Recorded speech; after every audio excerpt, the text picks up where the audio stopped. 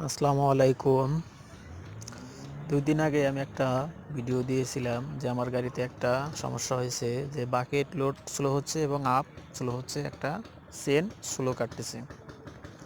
তো ২ দিন চালানোর পর আমি একটা কাজ করছি, সেটা হলো পাম্পের থেকে ২টা হাইড্রোলিক পাইপ কন্ট্রোলারে গেছে। সেই ২টা পাইপ আমি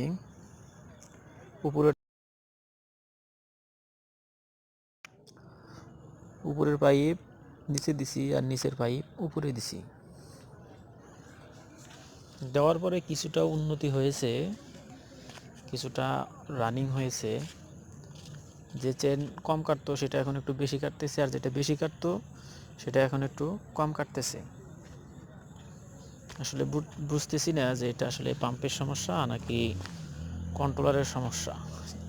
আপনারা যদি কেউ জেনে থাকেন তাহলে অবশ্যই, আপনারাও যদি কেউ জানা থাকে যে কিসের সমস্যা, অবশ্যই কমেন্ট বক্সে জানাবেন।